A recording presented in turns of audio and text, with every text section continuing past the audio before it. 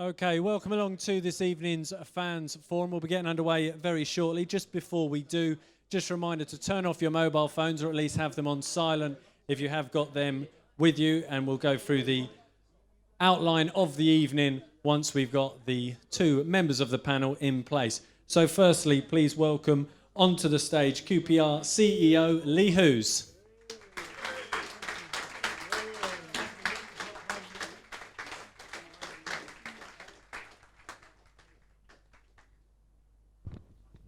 And also joining us this evening, QPR manager Ian Holloway.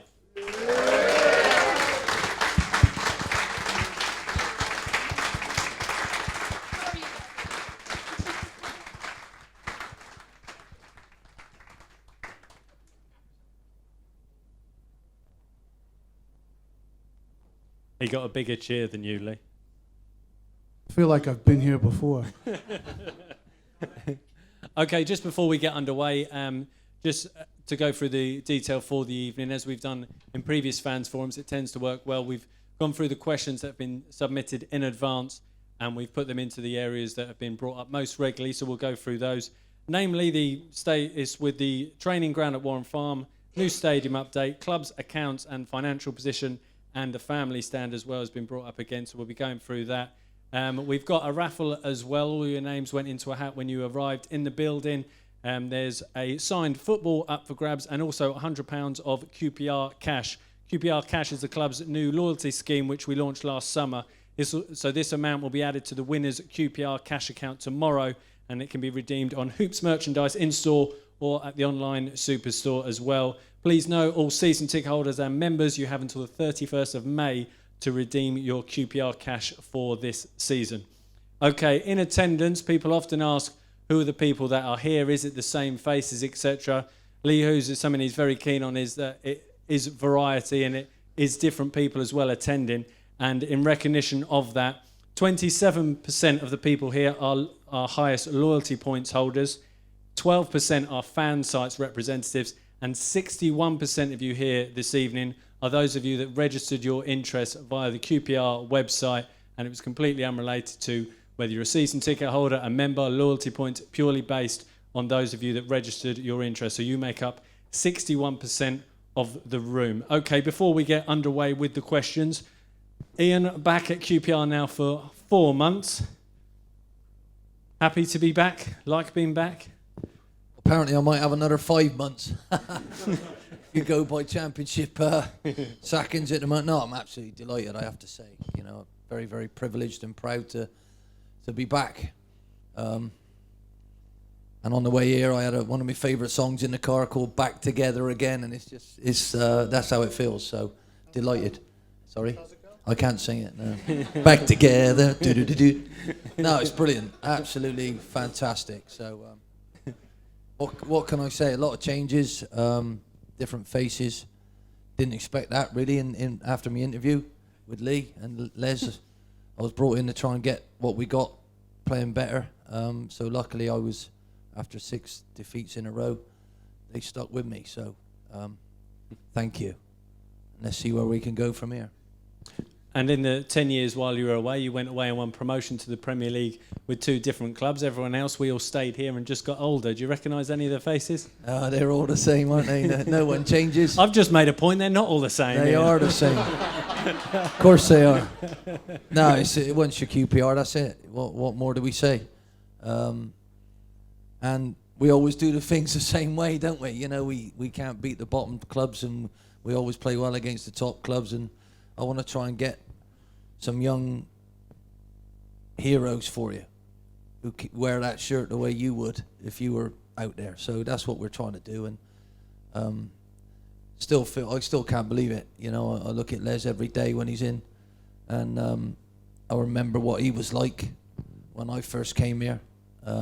He had all that potential, and the club helped him grow into that, and who he became and what he did really is what this club's all about for me, and I want to try and help some young kids do that as well, to have seen it firsthand, to have been one of his teammates, to have been in the top London club, finishing 5th, and we lost to Swindon twice that year as well. You added that on, we should have been 2nd, but if you look at the world today and how football is, look at the semi-final of the FA Cup. Who is it? All the big wigs in it. So we're still scratching. We're a chicken. We're scratching, and I'm very proud of what we're turning up at the moment. If you know what I'm saying. Very, very proud to put my name on how the lads are working and playing, and let's see what we can do. Okay, Lee, you've been here now almost 2 years. Are you happy with the progress that the club have made in that 2 years? Yeah, I think so. It's great to see things moving forward. You look at the on the football side, how we rebalanced the squad. The average age has come down, if you would have looked at it last year, by almost 18 months. You can see it's much younger, much more energetic squads, and that's what when I came here, that's what everybody said this club was about. It's about being a bit maverick. It's about bringing players through the ranks. It's that's how we operate, and that's what we want to see. And contrary to what a lot of fans at some clubs think, it's not about just writing a check out. It's about, no, we understand we need to be sustainable. We want to be sustainable, and we think that's the right way to go. So yeah, very pleased with so far. Okay, on to the questions. With regards to the training ground, there are a number of questions about the training ground, but all pretty much the same question as you'd expect. So we've taken this one from Kevin Cole. After the judicial review on March the 9th, is that the end of the legal challenges? What's the timetable from here on in? Just a bit of context for that. The judicial review on Warren Farm decision found in favour of Ealing Council, rejecting the application for review and confirming that the council acted appropriately in granting QPR planning permission. So what's the timetable? What's the next steps now? Yeah, it's not the last thing. The good thing is we've won every single legal battle, and we've overcome every single legal hurdle that's been placed in front of us. Now, first thing on the judicial review, they still could appeal the judicial review, but to win that, they would have to win it on a point of law as opposed to any factual issues. That would be extremely difficult. So, we're pretty confident that won't happen. However, there's a public inquiry. You may recall last time I was here, I said they had put in, some people had put in a planning application for a public footpath across. Well, that's coming up in September. And again, so that's hopefully, the point is, I'll say it again as I said last time, part of the R's is about being resilient. That's what part of the R's. And if you keep serving them up, I'm going to keep knocking them down because because this is the one that we really need to get over the line. So September is that public inquiry. As I said, we've got a good track record. I think it's an excellent scheme. That's one of the things that concerns me is it's not like we're trying to build houses or something on it.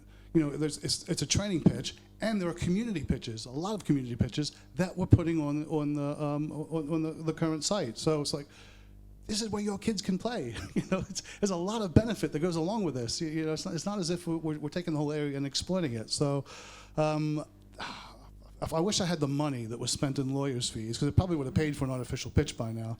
So it's just it's unfortunate that we waste a lot of money on the legal fees, but. We'll do what we have to do to keep this thing going. And time frame, sorry.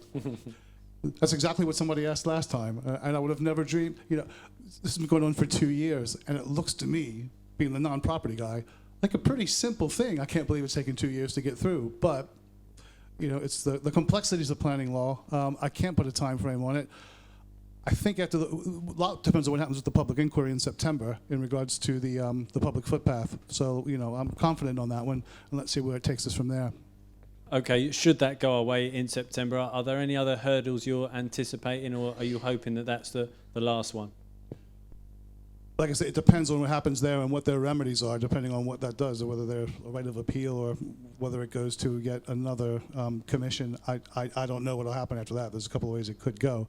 But I think we're pretty much there. As people may be aware, it's we have to level that, which is quite an importation feat to bring in the kind of soil and things that we need to do to level off the site.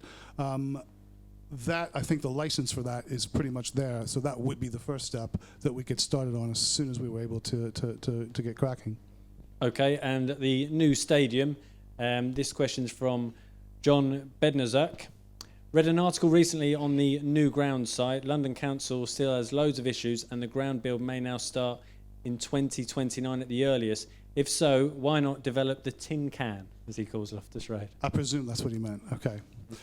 This is completely impractical to redevelop this. The site is less than 5 acres. That's absurdly small. The sites we're looking at, a tight site would be considered 9 or 10 acres. So, and you could redevelop this. You just couldn't get enough people on it. You couldn't get them in and out because if you tried to get planning permission in this stadium today, you wouldn't get it, because even if you went up and you added more people, the concourses aren't going to get any bigger. So what are you going to do? There's also restricted light easements for around the place, so you can't do that. But like I said, the point is it's only less than 5 acres. So there's only so much you can't put a pint into a quart jar. It's just not going to happen. So no matter how hard we try, can't do much here. And even if you redeveloped it, unless you dug way down and put in underground car parks, we're still lacking parking.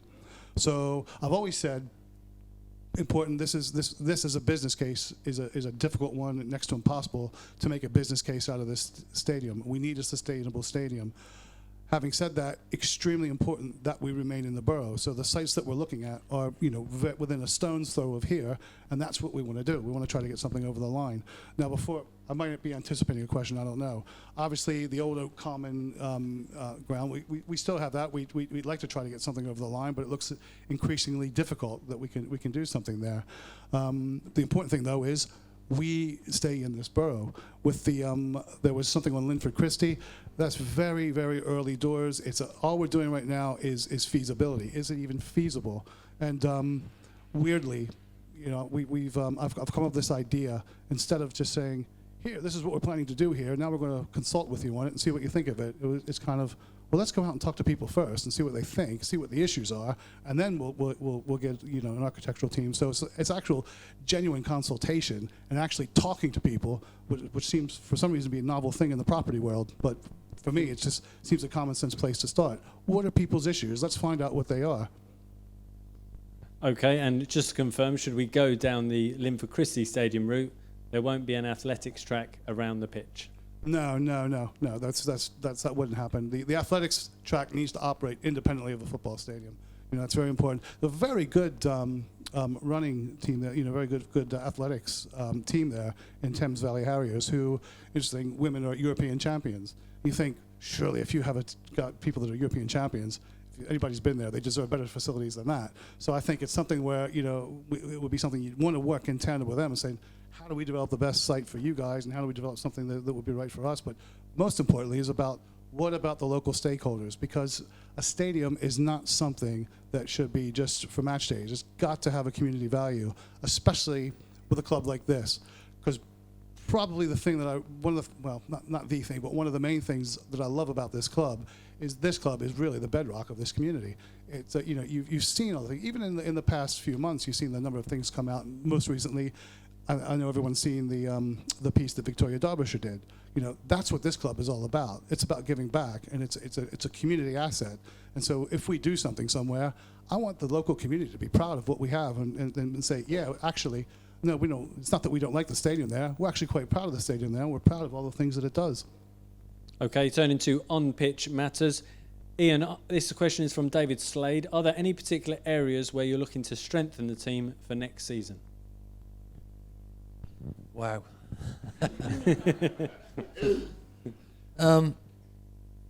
Just basically the togetherness of the group, really. I think we've had a lot of change over the last 3-4 years, and players haven't really been given a fair crack at a whip to actually build themselves into what the club means. So luckily for me, as I say, in January we had a fantastic January. I felt financially we got people out who I felt didn't want to be here. Some of them I would have kept if I could have got them on board and thinking the right way. So that was a risk, but it's just the atmosphere of the group. I need them to understand what playing for us means, what they give when they come into work. And I'm genuinely quite excited about some of the lads I've got there. You might not have even seen them all yet, to be honest. I think some of the young kids, their attitude behind what we're doing, we're all going to try and train the same way. We're all going to play, so they're actually practicing day in, day out if they step into the first team, they know what they're doing. So hopefully it's that, and you're always constantly looking, you know. And I feel that's our biggest thing that we've got to get right is characters, who we bring here, who we allow to come to this place. Are they worthy as a person first, not just a player? They might have skill, but are they going to use that skill to its maximum? That's what I feel we've got wrong as a club over the last 5 or 6 years. Even your favourite player, I would have probably fell out with him. I don't need to name names, but I would have fell out with him, because you have to be a good person first. You have to respect the group first.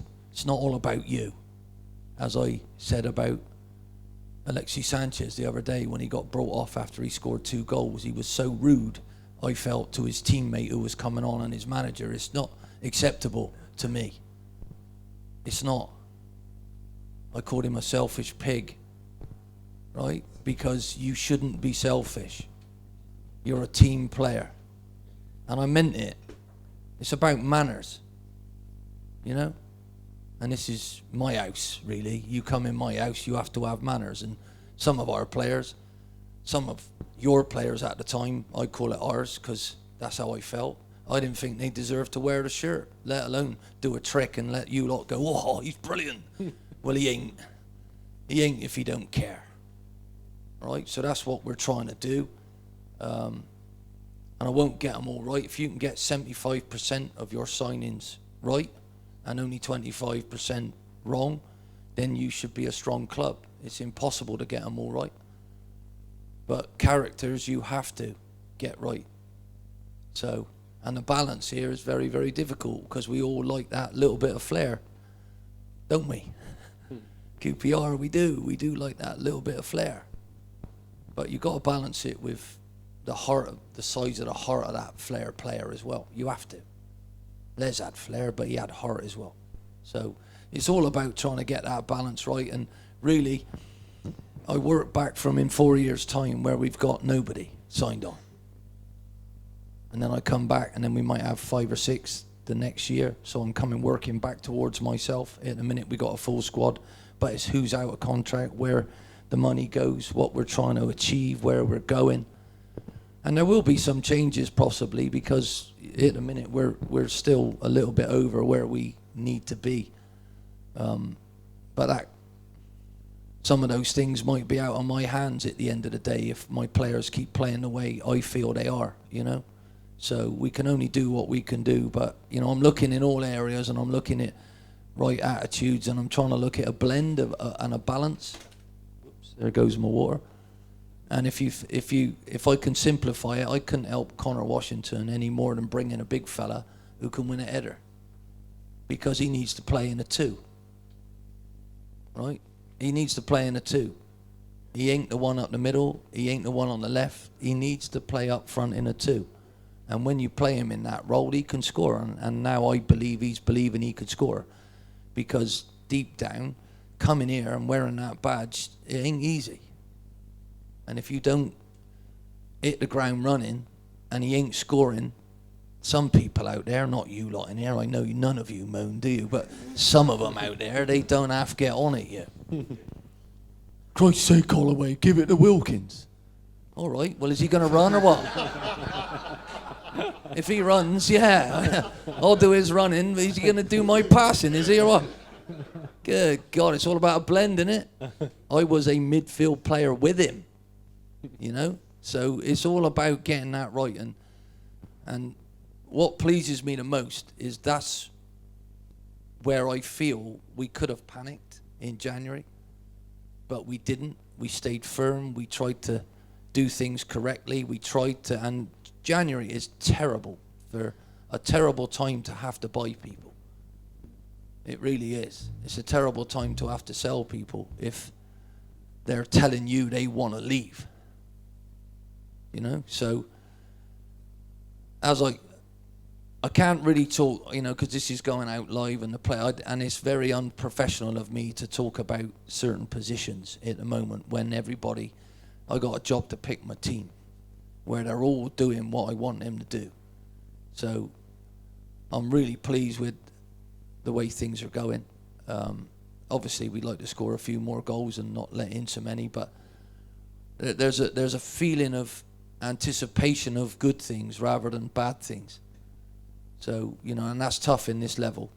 So, long term, the scouting network of who we allow through the gates and through the door and through the doors of the training ground is absolutely on the march. I won't name names, but I'm absolutely delighted. That was my first thing in my interview. I said, we've got to expand that. We have to grow that. Everybody who's good is ahead of the game. And what I mean by that is anywhere in Europe, we need to know that we've got eyes out there, we've got a network out there, and that's what we're doing. We're gradually spreading out to make sure we can find your N'Golo Kantés. Because if you look at Pogba the other day and Kante, who was a better player? How much did he cost? So, you know, and we might not be able to throw it around like we used to because it didn't do us any good anyway, really, deep down. So, I know that's a long-winded answer and some of you just fallen asleep, but you know what I'm like by now. But all I will say is it's about what you bring to the table. And you have to have the right character to play for me here. And I want you to love them. Love the tacklers, love the headers, love the flair players. Love them all if they do what we want them to do for us, which is try every minute of every game. Surely that ain't too much to ask, is it? Even if you're the best player in the world, you should be trying, shouldn't you? You've seen enough of them who didn't bother. Is that true? So I guarantee you I will not bring one of them. Fair enough? You might not like who I brought, but I'm sorry. At least I know on the training ground he's given me a hard day's work. That's all that matters. Okay, I think we've got time for one more. A question on the family stand, Lee. Clubs that have family areas normally position along the side. Could this not be done at Loftus Road using the paddock area? That's from William Layson. No, I've looked at the family stand a number of times. It's an issue that comes up. But first of all, the paddocks primarily with season ticket holders, so I'm sure would have something to say about that. And secondly, if you're trying to build up a young fan base and convert them into fans for the future, you don't want to stick them out in the pouring rain. You want to be a bit more hardcore by the time you get into that level of football. While the other side of that is people say, oh, it's the atmosphere hasn't been as good, but I've been keeping an eye on that. And I have to say, the atmosphere is pretty good when we're doing well. When I look at the Cardiff game. Nothing wrong with the atmosphere at that game. So I think a lot will depend on what's going on the pitch. You look at the last year, Brighton second half, the place was rocking. You look at the Norwich game, boom, the place was rocking here. So I think sometimes the blaming it on the family stands. You blaming me here? No. I just named 2 games where you were here. It's good. So to say it's just the family stand, I think is probably a little bit of a simple oversimplification of things. In a new stadium, when you have a chance to plan the family area, that's a little bit different because then you can actually plan something in. But here, we're really stuck with what we have. Okay, follow-up question to that. In the family stand, often fans are hit by balls in the warm-up. Is there a solution to this? Yeah, that's his fault. Better shooting. That's my fault. I take the shooting practice. Yes. But next season that will be eliminated because during the closed season we'll be putting in the anchor points to put nets in front of the stands where the players warm up. So we'll be able to sort that out come next season. Okay, and over to you, Ollie.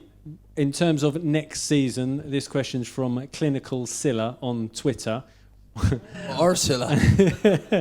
What's the target for next season? Do better than this year. Be consistent and try and get towards the top half of the table, if not in the playoffs, because really, if not promoted, surely everybody, if you look at the way things have been going, everybody has that dream of getting there. But realistically, it's making sure the scouting network brings us what we want. I think that's the best place to start, because deep down, that's all you want, is good players. I went to Real Madrid when I was out of a job, which is quite frequently, isn't it? And I looked around, I got took around their training ground by this little fella called Paco, didn't speak a word of English. So he's showing me this, and there's 8 pitches each side, and you go up this slope, and at the top of the hill there's a buried stadium where the reserves play. And there's this sort of gold road on the way up to where the first team come in, and everything's the same. They got their own surgical operating theatre in the place, and oh my God, it was unbelievable. And when we finished, after having lunch and watching them all train, he said to me, just remember, right, all you need, through an interpreter, all you need is one pitch, one ball, and bloody good players. And it's true. He only thinks he didn't speak English. He just couldn't get a word in. Yeah. All right. I'll let you tell him a story. Oh, no. Right, yeah. No, yeah. Okay, question from Andy Pike. While I applauded the club's actions to bring forward the Burton Albion game to fill a blank Saturday, particularly with the lack of Saturday home matches up to that point, I couldn't then understand the decision to rest players on the day. Surely it would have been better on balance, if indeed players do need a rest, to leave the day blank as was the original position. Are the administrators of the club and the football side on the same wavelength? Yeah, that was my fault. It was my fault. Speaking of Birch, quickly, before I had Curtis in at that time, he's gone on about, oh, it's rubbish here, or, you know, we'll get him on a Saturday, we'll be fine. If I'd have looked at the overall situation of when it was and realised that right in the middle of the 2 days before the window closing, I'd have had a better team, stronger team, more choices later on down the line, I would have not moved that game forward. But there you go. We lost. So what? You know, the thing is, would we lose that game now? I'm not sure we would. So all we can do is move forward. Sometimes if you're not good enough at the time, it's better to admit it, you know. But I was wrong there. As in my management, I should have been told and had a time to look at it and say, that's not right. Okay, but I take full responsibility for that. That was my fault, and unfortunately we lost the game. If we'd have won it, it'd have been great, wouldn't it? But unfortunately we didn't. So, but sometimes it makes you stronger, and I feel that's what we got to try and show on Saturday. I don't want to lose to them again, but we also got to realise that it ain't about who they are. They're a championship team. They've earned the right. So if anybody turns up here expecting to win, you're complacent and you shouldn't bother. I don't want that to creep into my team. You've got to do it every week. So the fans have to do it every week, not just sit and think, oh, we ought to beat them, did we? Don't work that way, does it? It shouldn't do. We got to try and win every game. If we can, and if not, we draw it, and if not, we've lost, let's move on. There we go. Okay, a question on accounts for you, Lee. Given the better financial outlook for the club indicated in the latest set of accounts, how long does Lee think it will take for us to become a sustainable football club without the need for shareholder support based on our current revenue streams? Supplementary question, if we achieve this, have the current shareholders indicated they would make further investment into the squad if the right player that Ollie wanted came up for sale? That's from Mark Manning. Better financial up. It's the first time £11 million loss has been classified as better. It's we got I don't make any bones about it. We have a tough job ahead of us. It was hard work getting it down to the level we did from 44 to 11 million. But in the future, it gets even more difficult to sustain that because next season our parachute payments get cut in half. And 2 seasons from now, if we're not promoted, we lose our parachute payments. So to keep that level of loss, at a certain level is going to become more and more difficult. So we got to be good. We got to be faster than people. We got to be smarter than people, and we got to work harder than people. And that's particular with areas like scouting. And this is where Ollie's absolutely spot on. Your scouting has to be spot on because other teams might be able to afford to make a mistake. We can. We got to get it right, and to get it right 100% of the time is near on impossible. So we got to, but that's got to be our goal, to get it right every single time. So in terms of the players coming in, I think we did. This is one of the best transfer windows I think I've been in since I've been in football, because we got things under control. And the players we brought in have laid a really, really good foundation. So we're not in a position for a change where we have to go out and try to find 4, 5, 6 players. It's about look at it, make sure we get the ones that are right for us, and to tweak things because we got the foundations laid. So I think that's a really, really, we don't want to seem too much, the self-satisfaction from the January window. But you look back and you think, yeah, that was good. That was really, really pleased with the players we brought in. Well, we had big problems, I felt, because we had Charlie Austin, all his goals, and you had Sharon Cherry, and that was it. There was hardly any goals from anywhere else. So one of them wanted to leave, the other one was gone. You can't really rely on that. You need to share the goals around. So, and it's just balance. Football's about creating the right balance throughout your club and throughout your squad, and the balance of experience and youth, knowledge and running. And I'm delighted that some of the young lads have just grasped their chance. Furlong and Manning have been absolutely sensational for me.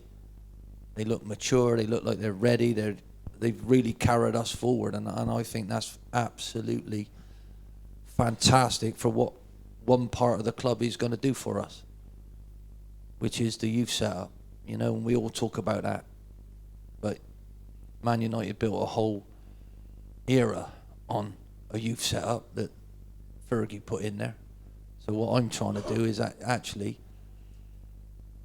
rub off long enough to be here to see maybe young Darnell Furlong's son come through and me still manage him. Because I've sorted his dad out and I'm going to try and sort him out, and that'd be brilliant to sort his son out, which he hasn't had yet. So maybe I'm a bit selfish, you know what I mean? But what it's all about, this place, what it gave me and what I want it to give some other young lucky fella who's earned it because he works hard.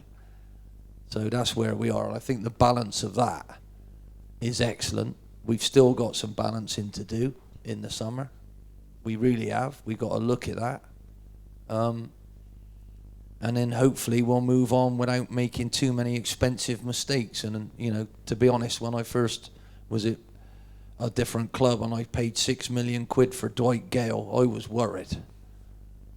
Right? Because he'd only played for Peterborough before. But someone else bought him for a lot more than that, and he's been player of the season almost. So, you do worry. You want to get them right. But I'm more than confident in the fact that the way the owners, Les and Lee, are helping me actually put in place people who I think will please you lot for a long, long, long, long time to come.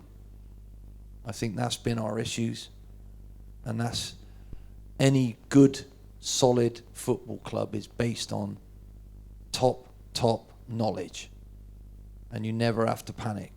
So my job's the environment they're training in, to give them that, to give them a chance to flourish and come here and play and be nurtured and be cared for by us, and providing they do what we want them to do and wear that badge with pride. So hopefully that's what I'm trying to say to you. I can't say it any clearer than that. It's about where we're moving from and to. I didn't like the flashness. That's never been us here. I didn't like it. Don't particularly like this room. I don't particularly want to move anywhere else, but I've heard that we've got to be honest.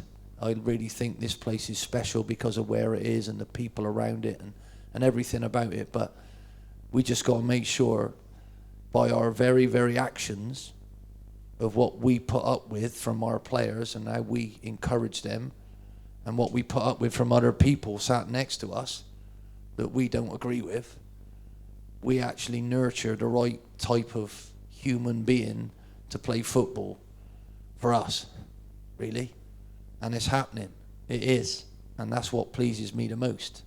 Some of them I felt were a little bit false because they weren't here for the right reasons. But that was the past deals, and the deals were the problem.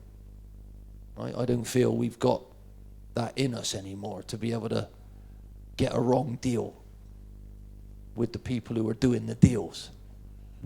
So hopefully get the scouting network right, let that all run alongside what I won't have to do. I'll have the final say, we'll all talk about it, we'll all give them a profile of who we need and who we want, and obviously that has to be private. I can't divulge that with you lot tonight, it's unfair on my squad.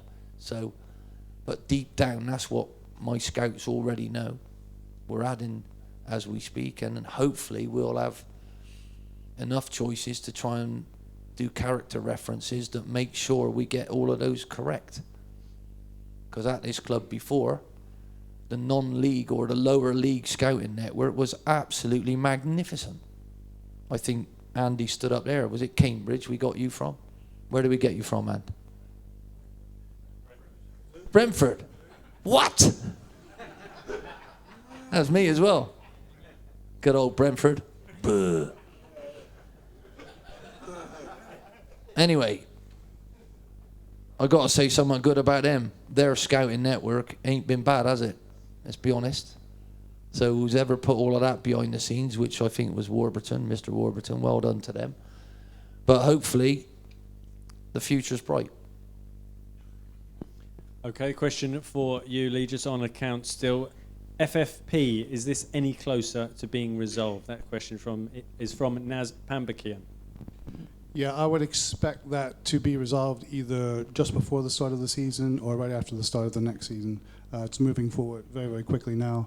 The last league meeting, the chief executive of the league reminded everyone that there was a procedural protocol in place between us and the league, and that he was very limited on what he could say about it, and reminded me that I was very limited about what I could say about it. So I'll just have to leave it at that. But yeah, it's going at pace now. Great. The club, this question is from John Southgate. The club appears to be moving in the right direction financially, with the accounts showing a reduced loss of 11 million and wages down to 36 from 64. Can Lee give a brief report of the current financial situation at the club, and if possible, give an approximate forecast for your year-end May 2017? Yeah, I don't think I'd be. Don't think I can do a forecast and still maintain my duties as a director, or fiduciary duties anyway. I'm not quite sure what I can do as a forecast, but I would say it'd be roughly about the same. But I just go back to what I said before about it. It will be increasingly difficult to actually meet that as revenue streams get harder and harder to realize, because we are going to be having less money next season to work with because of reduced parachute payments. So part of that is, with the recruiting team, is you don't just look at the deal as, oh, what's the deal mean for me this year?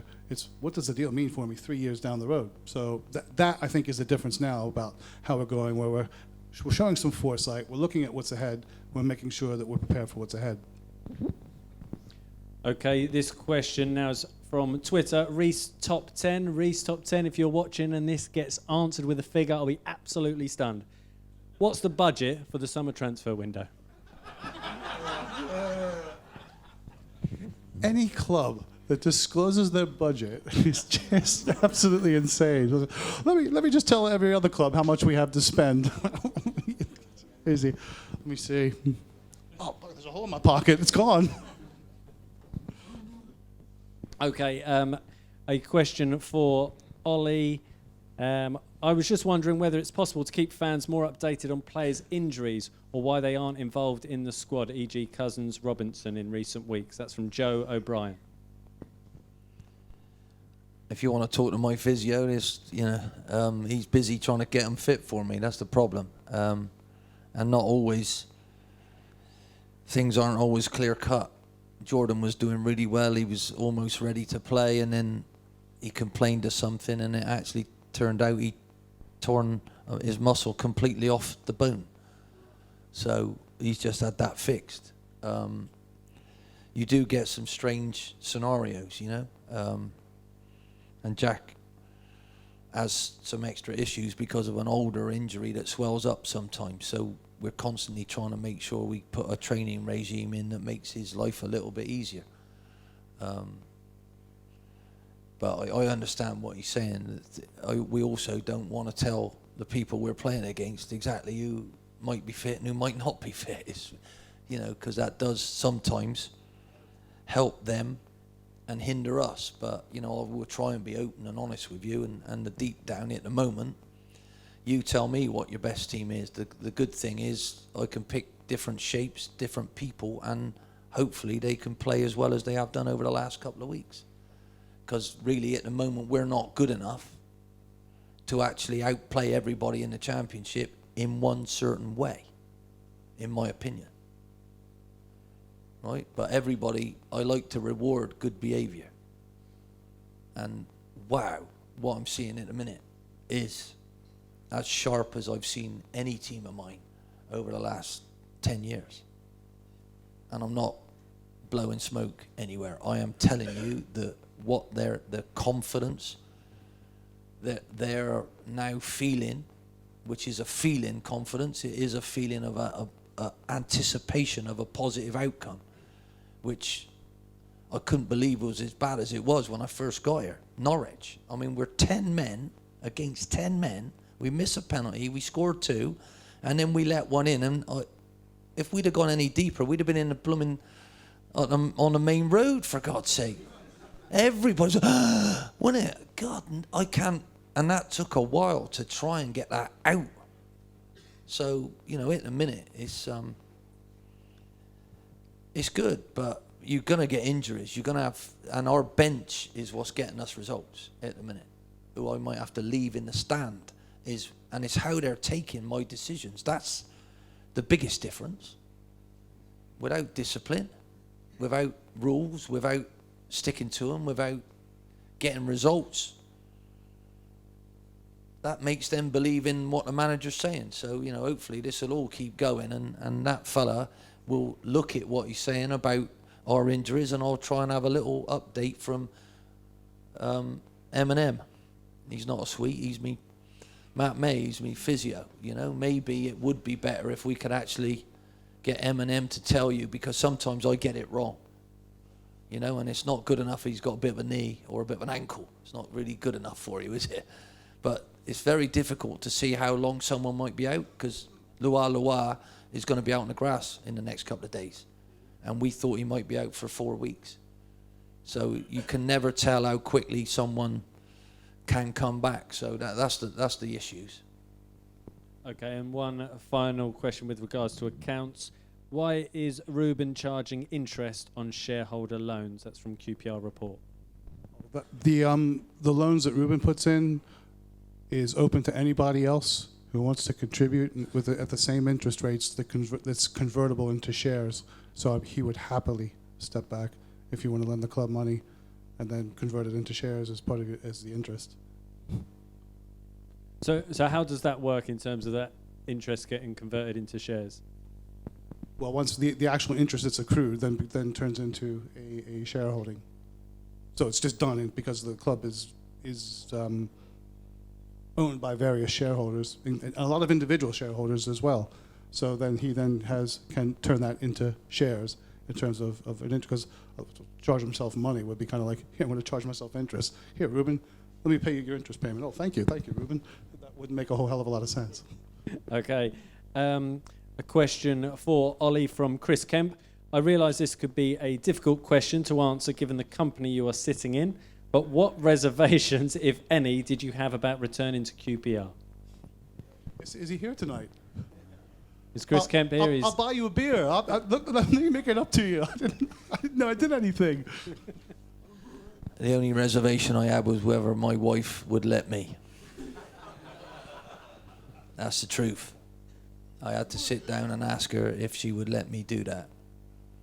Because however you feel about football and what you do, what it does to a manager. It takes over their mind, it takes over their body, it takes over everything they do. And that's quite a thing to give up. So luckily for me, Kim feels the same about this place as I do. And she wanted one more go at it. Because it feels like we're coming home. And when I've moved there so many times, all around the country, I got to be a little bit respectful, I think, now. I almost had my time, but thank you. Thanks to Kim, thanks to the club. It feels fantastic for me. So, and even in the bad moments, I feel you might trust me. And I think that's important for us to move and try and get to where we all want to get. Right? When you get there, it's pretty bad, isn't it? Ask Middlesbrough. Just lost their manager today. Do you know what I mean? And are they good enough to make that step no matter what it did? And do you see what I mean? The thing, you imagine the top 4 or 5, they get the most money all the time. So they're there, they get the Champions League money, they get all of that. They keep growing, keep growing, keep growing. Is it a fair field to be in? And I know we all want to be there. Right? Is it really a fair field? And what you have to do, if you can't stay there once, twice, 3, 4, 5 times, then boing, boing, you go up, you go down. I tell you what, you're half in danger of wrecking yourself by trying to stay there. So it has to be baby steps to move forward. And we have to consider the welfare and the betterment of this football club. And I'm very, very confident that we can do that, right? Bit at a time, you know? And you've put up with enough anyway, haven't you? You really have. But what I want to bring back for you is the truth, the honest, bare-faced truth of this is what we're going to do, this is why we're trying to do it, and this is why he had to go, because we can't afford that money now. We're going to try and let's bring this one in. And who's to tell me how much Ryan Manning might be worth in the future if he continues to do what he's doing? So that's what I'm saying. It's not about where someone comes from. It's where they're going to go. And can we get on that, ride his coattails until he might have to leave? You know? And surely let's get some new faces up and around this place to actually have some famous ones. And the Blackpool lot did that. They got pictures of Charlie Adam everywhere now. And he deserved it, you know, what he did for us. So we want some new heroes for you if we can. Right? Thank you. Okay, question from John Bednazuk. Could we try and get all the players to acknowledge the fans at away games when coming off and boarding the coach, not to be wearing their headphones as they get on and off the coach?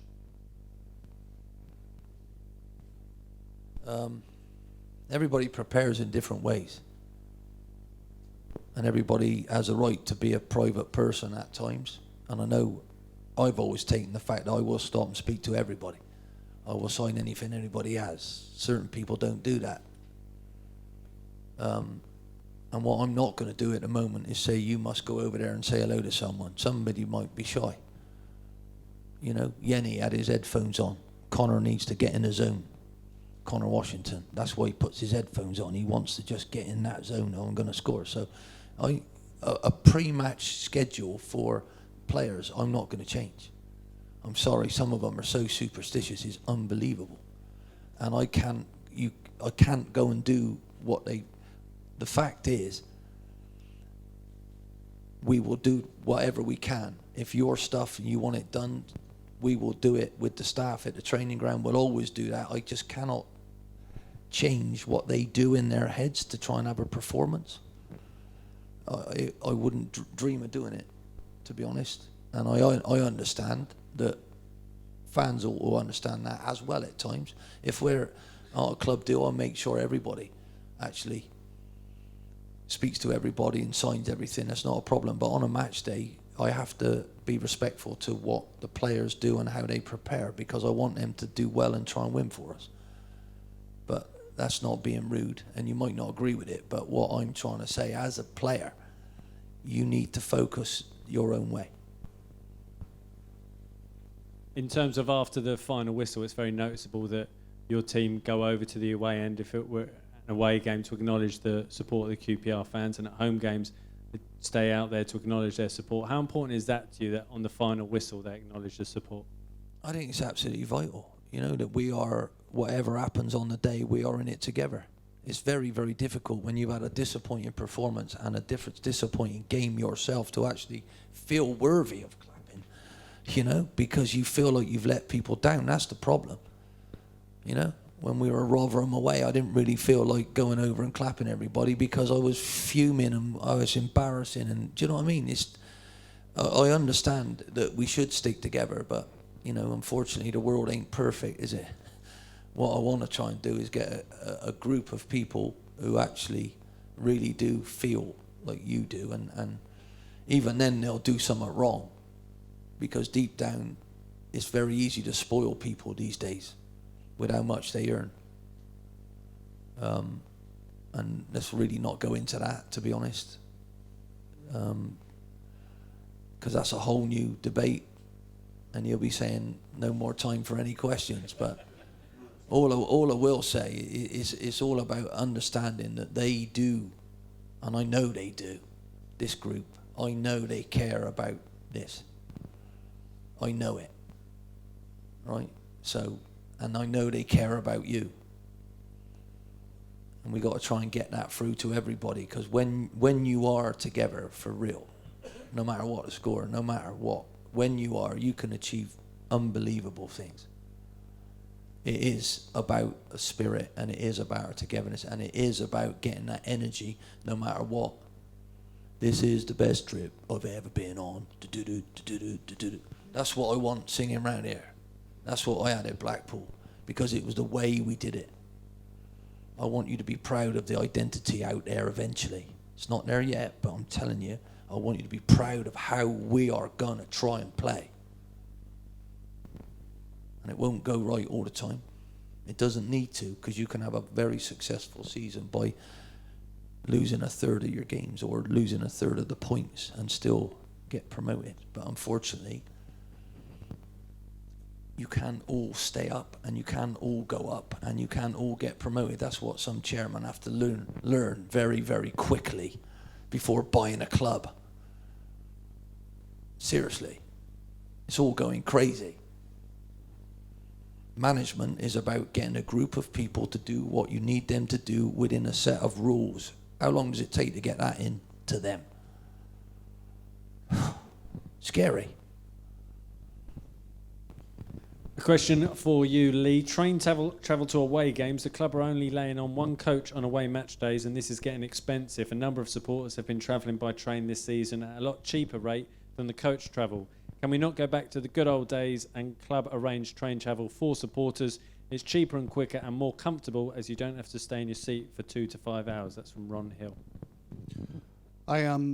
We will put on as many coaches as there's a demand for, but if there's not enough demand to fill up a second coach, we wouldn't put that on. Also, we currently lose money on the coaches, and if anybody wants to take that one away from us, I'm, again, more than happy for you to organize it.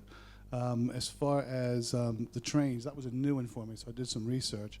It looks like between 2001 and 2007, the rail companies were offering deals to football clubs in London where you could sell special deal train tickets through the ticket office. Then anything that wasn't sold, you could return to the train company, which they stopped doing in 2007. Although I have to say, don't know if I'd qualify the years 2001 to 2007 as the good old days, considering staving off administration and things like that. They look like they were pretty financially tough times. So that really is something I wouldn't want to go back to. And as I say, everything is about just trying to break even. Preseason, there's a purpose for preseason. Any money we raise in preseason, that's about going into paying for the preseason. If we do things in terms of supporters and how we do the coach trips, just want it to wash its face. A lot of things we're not trying to make money on, but we are trying to just balance things out. Okay, and a question from Kieran Conahan. Is there any chance that the team will be able once again to sport the much-loved red and black hoops as our main change strip next season, please? As much as I like the duck egg blue and black hoops, the team has rarely worn the shirts this season. Maybe it was a mistake to have a main chain strip featuring a shade of blue. Yeah, in terms of what we do, we won't have the Dennis the Menace strip every year, but we will have it periodically. That's what we just need to freshen things up periodically. Interesting thing on sales though, because everybody loved the kit this year. Hoops went all the way around. Even a lot of people even like the third kit. Say, oh, I think I'll buy all 3 kits this year. And last year, everybody said, if we don't like this kit, the hoops don't go all the way around. We sold 2,000 more last year than we did this year on like-for-like sales. So I'm just kind of scratching my head on that one. Like, how does that happen? Everybody said they loved the kit. Why have we sold less? I like the white shirt. A question from Mrs. Hunt. A number of fans are unsure as to what Les Ferdinand's exact responsibilities are within the club, and this is causing a great amount of debate on the various forums. Would it be possible for somebody at the club to explain this in a precise manner? I thought you were. I wish Les was here. I would have a field day on this one if he were here. But it wouldn't be as fun with him not being here. Les is the director of football. That means different things at different places. But what he does is he ties the whole football departments together. So he oversees all the technical integration between academy, under 23s, the first team, first point of contact with agents once we identify players. It's very much bringing a team together. And I think that's one thing that we do well. I think it's a team effort on how we get things done, including signing players. It's very collaborative. There's nothing, this is my job. Nobody else can do it. So Les is a gem. The other thing is that he's really, really good at is he is the king of selfies. Everybody, Les, can I have a photo? Oh, Les, how about a picture? And that's just the board meetings. Prime example, and Les is brilliant at this, and there are not many people that can pull it off. People may have seen at the Cardiff game, we had a gentleman here, Mr. Havelock, who was 97, saw his first game here in 1926 at the age of 7. It was really, really nice meeting him and having a chat with him. And as you can expect from someone that's 97, he's fairly focused, but not focused all the time. So as his son's introducing to people, this is Lee Hoos, he's the chief executive. He said, Lee Hoos, nice to meet you, and introducing the various dignitaries. And I told Les he was coming, and Les walked over to him and said, Mr. Havelock, hi. I heard you were coming, just wanted to say Les Ferdinand. He went, oh yeah, Les Ferdinand. Les Ferdinand? And it just, the look on his face is like bang, and I thought, oh man, to film that would have been great.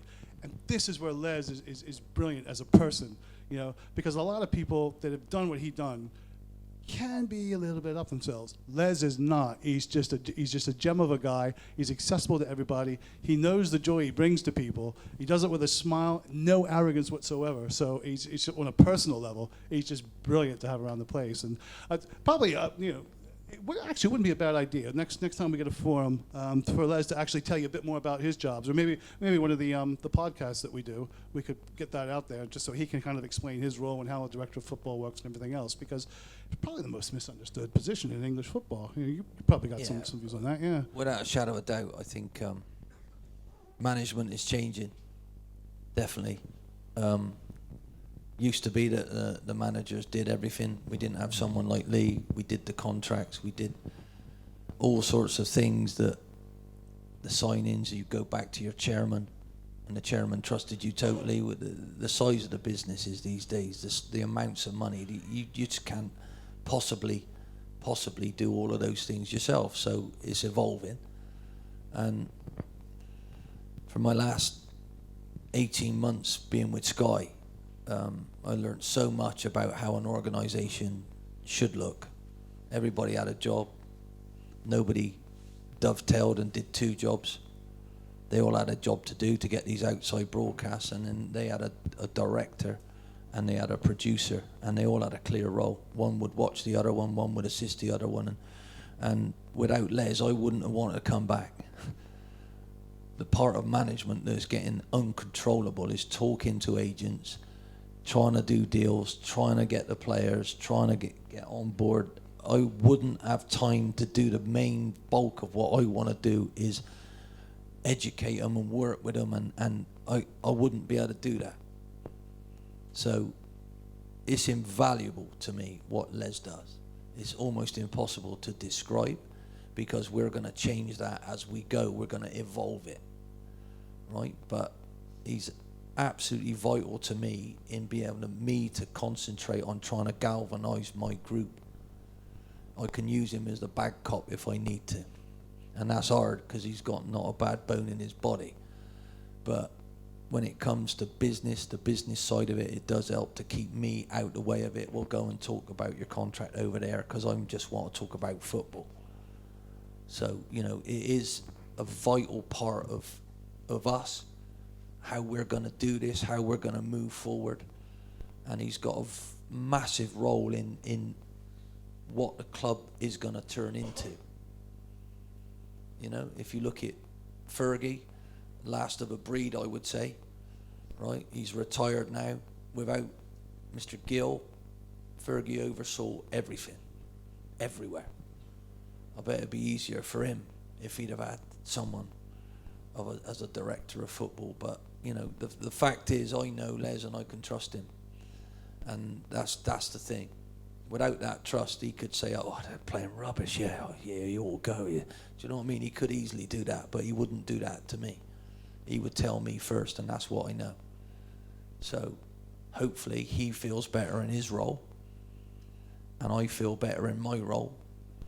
And we need this man to be able to do the deals. We don't need a director doing the deal. We don't need anybody phoning anybody to do deals. We don't need to do that, because the deals used to run out of control. Not anymore. We got a certain amount. We're going to do that. No enthusiasm. This is it. If we can't get that player, we're going to get this one, because we've got about 5 of them lined up. Try and get the best one if we can, but here we go. And then that's the way it is. So it's absolutely vital. It might look strange from the outside, but, you know, Les also knows that he wants to be a success and wants this club to be a success, and the owners trust him. And that's a huge thing. Without our owners, we'd have no chance.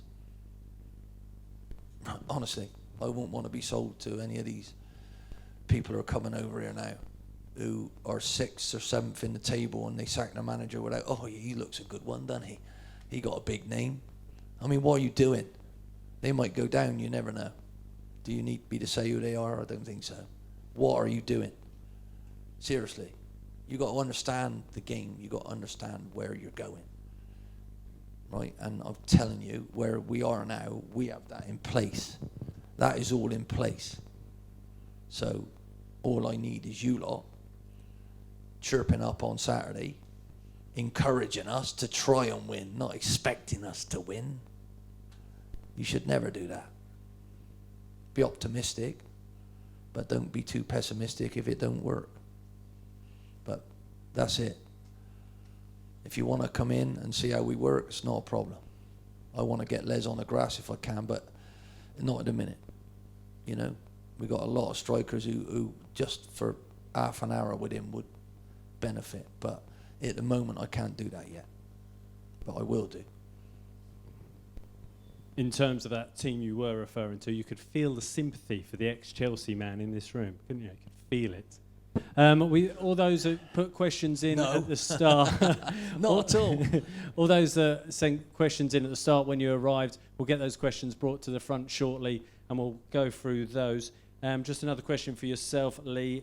This is from Stan Bowles Benefits. When is the Stan Bowles match date expected to be confirmed? On behalf of 2,000 Twitter followers, 770 Facebook followers, and 7,000 petition, and every QPR fan. And 252 contributors to the GoFundMe page, I hope, as well, which I have to say, great effort. Everybody know there is a GoFundMe page for Stan, right? Maybe? No? Yes? Yeah? Okay, good. So 250, you know, how much time? There's a long answer and there's a short answer here. I'll go with the short answer. All right. The first, I'm trying to run this. Let me explain what my job is here. All right. If you think of QPR as a big van, I've been hired to drive the van in a certain direction and make sure we get there. So while I'm driving, I need to keep an eye on the route. I need to keep an eye on the sat nav. Make sure we're taking the best route. Avoid the hazards. Make sure that we're not getting any speeding tickets or anything like that. That's my job. Other people have the luxury of, they can kind of look at the trip that we're on. Some can look out the back window and reminisce about the wonderful trip we're on. If I just stared at the rear view window, looking at the trip we've been on, we're gonna have a wreck. So I'm up to my gills in terms of trying to keep the thing going forward. However, I will give my personal time up to help wherever I can. And that's what I've told the at-stand bowls people when I met them, saying, look, we already do a number of things. There's a GoFundMe page, which has now raised, I think it's 27,000 in it right now. About 8,000 has been used. So in total, we've contributed about 35,000 pounds in terms of what we've helped facilitate and take through. So my question is, what's the objective of this? Is it financial? Is it acknowledgement? Is it therapeutic? What? Because everything we've done, we've had a name. We've had the Stand Bowls Day, which was actually a bit financial, very therapeutic, because it was very, very good for Stan, and someone who has Alzheimer's, is good to put them in those kinds of familiar environments. And it's also about acknowledgement. You know, Stan was acknowledged. I don't think the original group quite knew what their aim was, except to have a game. And it was, you know, when I do things, I like to make sure they're done right, which means you start from what your aim is, and you work backwards and figure out what's the best way to get this across the line. Okay? So I said, let's handle this like a testimonial, where we'd have a testimonial committee. The club would give the venue, but by the way, I don't think it's the right venue, because benefits and testimonial games are notoriously renowned for overestimating how many people actually turn up. My advice would have been, have it at a smaller venue, somewhere like Hayes, somewhere like that, where you know you're going to fill the ground, you're going to have a great atmosphere, it'll be a great day for everybody. But no, we want to have it here. I said, okay, it's your gig, you do what you want to do, but I'll help you out as much as possible. So the committee was formed. I guess the best way to put it would be to say it didn't quite gel in terms of being able to take things forward. So in December, I put out another APB to try and come up with people who maybe had experience with putting these kinds of games on. It was the best move I made. The guys who are doing this now, we had a meeting a couple of weeks ago, really, you know, they've got experience. One person helped put on Simon Barker's testimonies, who's got experience. Another person came up with the best idea yet. Because my first question is, what are you trying to do and how are you trying to do it? You know, what about the tax implications? If you're just trying to raise money for Stan, he goes, well, there's quite a bit of money out there already. But if you just sit there and go, bam, here's a big chunk of change, you know, that'll last you for the next 3 or 4 years, it's going to be a huge tax implication. What do you do then? So this person said, Mr. Anderson, said, well, the best way would be, because someone else brought up in the meeting about, well, you know, you also have players like Dave Thomas, who's going blind, really could use help. And I said, yeah, that was originally what I thought. Why don't you do a players' foundation, former players' foundation, which could then act as that. But Mr. Anderson pointed out that, well, you know, the problem is that would take a long time to set up, and you know, we want to help Stan as soon as possible. But couldn't you do something through your community trust? Like, I don't know. I'll check that out. So I called the lawyer for the community trust, and he said, yeah, that's a great idea. The way this is done, and other clubs have done it, is you ring fence the funding, so you get a separate bank account for it. You set up a subcommittee. At least one person from the community trust has to be on the subcommittee, but we could use people that are on the testimonial benefit committee now to do that. And because it would come under the charity's other good works clause, so it's broad enough, and because fighting illness and improving life are two legitimate charitable aims, you've done it. He said, and the really great thing about it is, if it's a bona fide fundraising event for that, there's no you're VAT exempt. So I thought, oh hell, it's the best idea. Yeah, just up the takings by 20%. So that's the kind of stuff, and that's the kind of help I was looking for, because I can't do it. I know everybody's sitting here telling me what I should be doing during the day, but man, guys, I work 60 to 70 hours a week. There's only so much I can get in. And I'm still married for now. If I put in any more, that ain't going to happen, and I'm going to be very poor as well. So, and that doesn't strike me as you know, having 2 strikes against me with 2 ex-wives. It just would not be a good thing. So I will help out as much as I can. I have a lot of confidence in this committee. Now having gotten that one done, we know we can, great, we have a structure now. Now it's like, okay, dates. Been in contact with a few things. There's a few things on the hop. I think we can come up with a date within the next 10 days to 14 days that we should be able to do something. Like I said, a lot of faith in this committee. Good people know what they're doing, and willing to take this forward. But I'm not going to apologize for the fact for anybody out there who says, Mr. Hoos, Staten Bowles was my hero. You should be sorting something out. No. I will help as much as I possibly can. I can't lead it because I just don't have the capacity to do it. But I will help out. I will give you as much spare time as I possibly can. I will definitely help you drive it forward. But it's me personally helping out as opposed to Lee, who's the chief executive, helping out. All right, so hopefully that makes sense to everybody. And looks like something, hopefully we can get over the line fairly soon. And it's important to get the message out that there's been a bit of miscommunication in recent weeks, and the club are keen to support. That was part of the long answer, but I didn't really want to get into that because I thought, because that would probably that was the short answer. Yeah. Oh, yeah. Oh, the long answer was, oh man, yeah. There'd have been, all the social media pages would have been lighting up if I'd have gave you the long answer. Moving swiftly on, a question from Steve Gowers for Ollie, a fan since 1968. Ollie, with every referee in the country against the R's, are you in favour of goal line technology, and how do you feel about video decisions overruling referees? Well, apparently we're going to get it at last, and it took not R1, it Blackburn Rovers, which first time I've ever lost 1-0 after and scored a perfectly legitimate goal. It was the cup final, Southampton against Man U. So, it's a long time coming because really to be a referee, the pressure's on you all the time, totally, all the time, and you can't even referee how you used to because you got you're being assessed by two people sat in the stand. Germany are running it, right? It's not even us. They're pushing how you should referee. They all are going to look like robots. And even Mr. Stroud, who I think's been a very, very good referee up to now, he's changing how he refs, and I don't think it's working. To be honest, you should have a personality. You should be able to do things, and we are judging them on the video evidence that we all see straight away. So they need the fourth official in the stand looking at it. We don't need to be able to ask him, did you see that?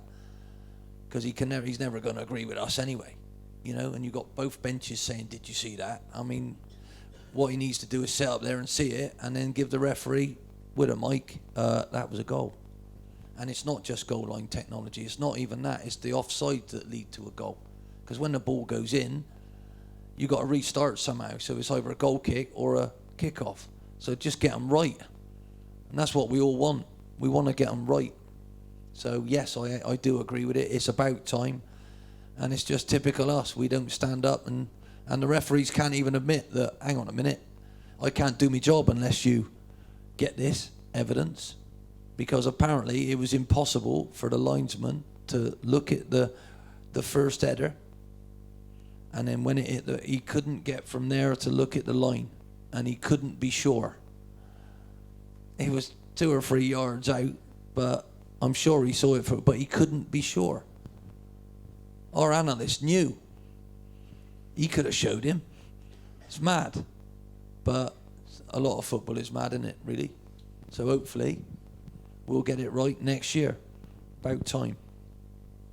Okay, following the success of the Stars of 67 Q&A that took place in February, coupled with the Forever Ours Club, could consideration be given to hosting further Q&As on a similar format? I think the ticket price was pitched just about right, and then having a prize draw by placing £10 in a sealed envelope with all proceeds going to the Forever Ours Club just added to the financial success of the evening. That's a question from Chris Long. I think we'll try to do more events, more, we had the theme match last week. We do try that this week. We've got an unsung heroes theme going through where a lot of people have done a lot with the communities. So there are things that we're doing. What I've got to be careful of is pitching it right. Because if you have too many of these things, what was once special then becomes ordinary, then becomes, well, maybe I'll go, maybe I won't. So it's doing the right amount, but keeping them special so people think, oh yeah, I definitely don't want to miss that. Okay, and a question for you, Ollie, from Steve Russell in DRs. Can you tell us something about the scouting structure at QPR? Yeah, basically we're expanding it. I can't really tell you the name who's coming in, because he's currently working for someone else, but he's going to definitely come in. And I'm absolutely delighted. He's got years and years of experience. We've worked together for a long, long time. And as I said, he's never given me a bad character. But what we're going to do is he knows a lot of people. And we're going to get in France and in Spain and in Portugal, we'll have people there who will know the players and will have final say on all of those areas, you know, to make sure that we know anybody anywhere. Also in this country, going down to different levels, which we don't want to miss one anywhere, you know. And if we do, we didn't want to take him because his character wasn't right. So, you know, that's what we're going to try and set up, and that's where your investment has to be. And luckily for me, the board have put that in place. They've offered who it is a job, and I'm more delighted for the club that they've got him than they've got me, because long term that scouting network is going to be there for you lot to be thinking, wow, this particular person got me Luke Freeman. He knew he was out of contract at Bristol City. He knew he was 24. He knew about it and suggested very strongly that we spend 500 grand on him. And as I say, I'm absolutely delighted because we know his character inside out and we know what type of footballer he is. And I got to say, I think he's fantastic addition. Incredibly, that was the next question. Who at the Yeah. club spotted and managed to get Luke Freeman? So you've just answered that one. I haven't, because I haven't told him the name, but you ain't got to be a genius to work it out, and it will. Unless he changes his mind, I don't think he will. Mind you, he might do. No, listen, I can't. But you've been after him for 3 or 4 years, and he's come because he wants to work with me again. And I guarantee you, if he told me to sign someone, I wouldn't have to watch. He would know what he does, what he has for breakfast, what type of bloke he is, what he reacts to adversity like, and he will guarantee that the boy will be a bounce back character who, if you don't pick him, he'll train harder and play harder, right? But he'll also, hopefully, we got to do it the hard way. We got to find sellable assets rather than just, you know.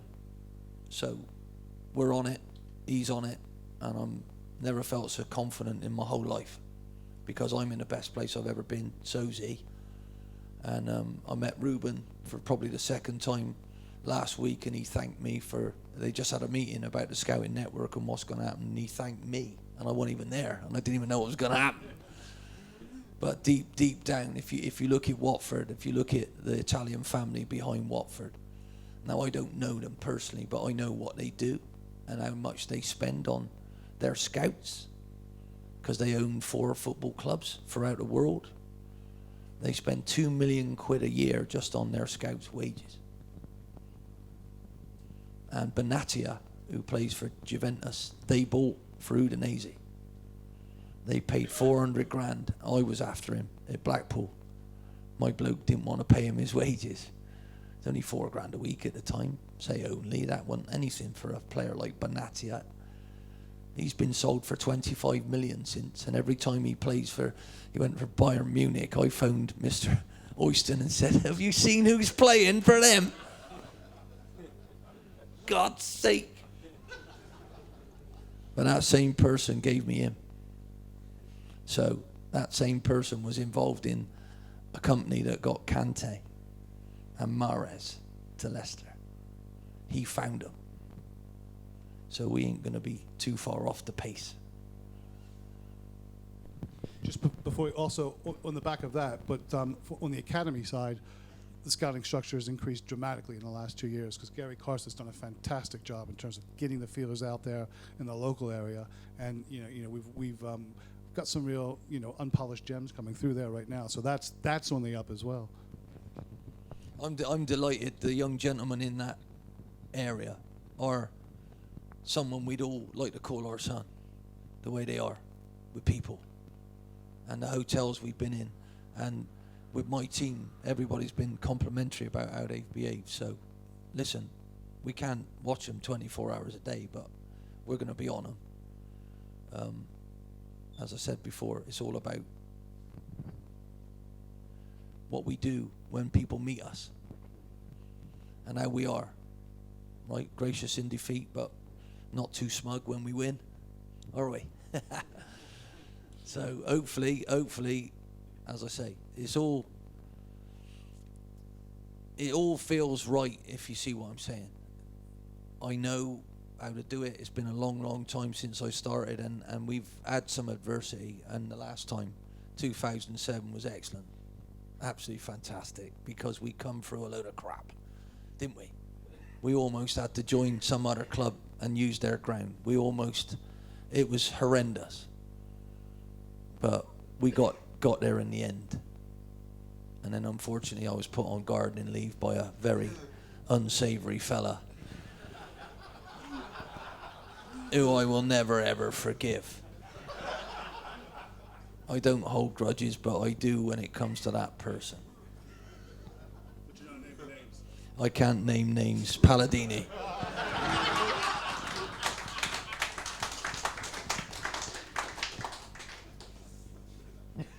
I didn't say that, did I?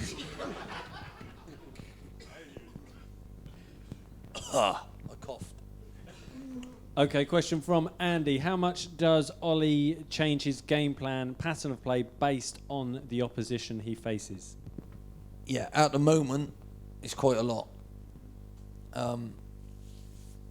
Because I realised it wasn't working when we lost 6 in a row.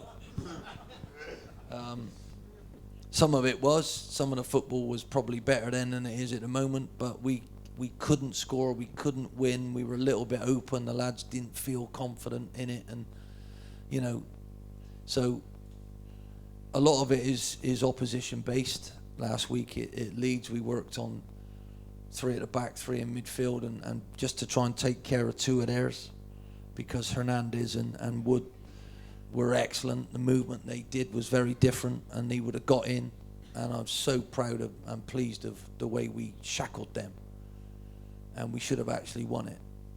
But and it proves to them. I made 5 changes. I kept on about, come on, it's about a game plan. You got to stick to task, and we couldn't change shape. They couldn't deal with it. But now, because we won a few, they feel like the pressure's off of them, because of the new lads have come in, and wow, look at him. They all knew we needed Smithy. They all knew it.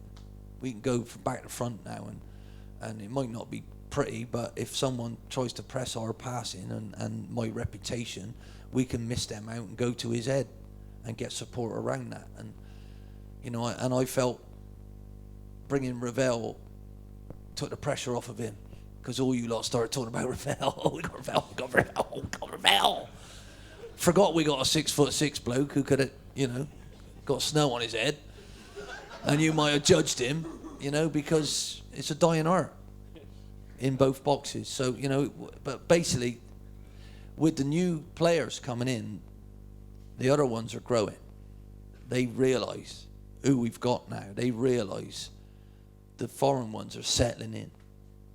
It's a big ask to try and replace who we lost with foreigners who ain't been to this country before. Anthony Knockhart's been here before. He knows what it's like, but Silla, Yenny, Pavel, they hadn't been here before. So it's very, very, very, very tough. And 2 of them still can't really speak that much English. It's a good job, because I don't. So, no, but the thing is, that's what's pleasing me the most, is the way they come to work now. Not all of them, some of them, issues, you know, but we stamp on them, and if they don't do it, we send them home, make them think about it.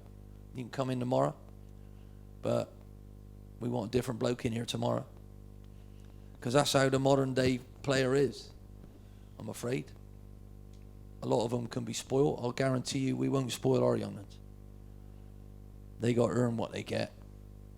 So, and I think you'll benefit from that eventually. Look at Lukaku now. Let's be perfectly honest. How mad is the game? Yes, he's going to sign a new deal. Oh, no. Everton ain't got enough ambition. What? Say you want to leave because bigger club in your mind wants you. Don't slaughter Everton.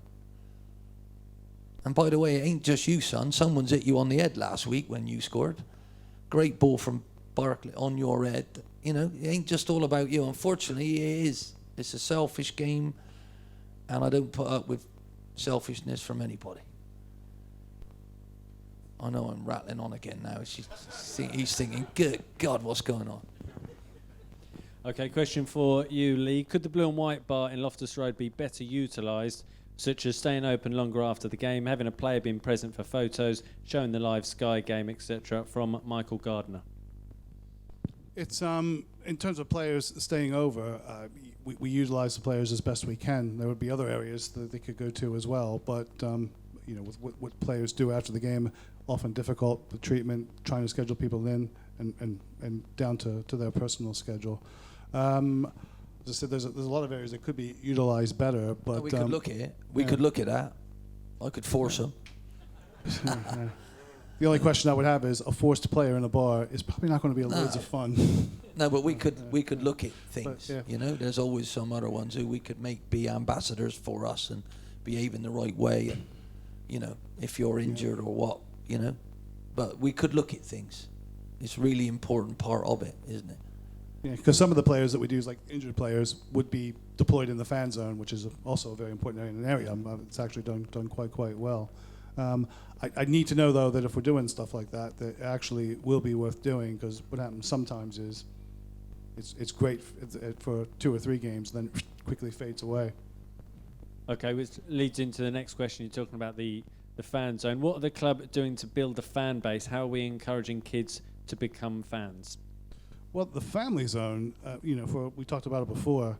While it's come in, you know, for criticism because of perceived issues with the atmosphere, it's been very, very successful. A lot of young fans we've gotten on board that will help us in the future, and you know, becoming season ticket holders there. So really, actually, quite pleased with how we're doing in attracting people.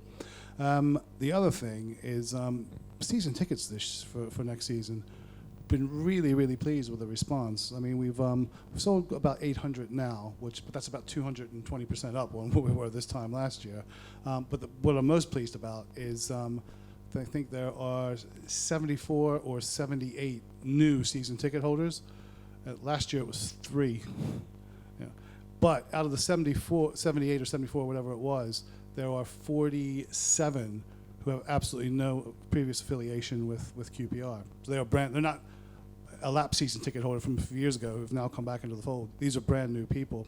I think one of the biggest single factors is how many people have actually taken up the interest-free direct debit scheme.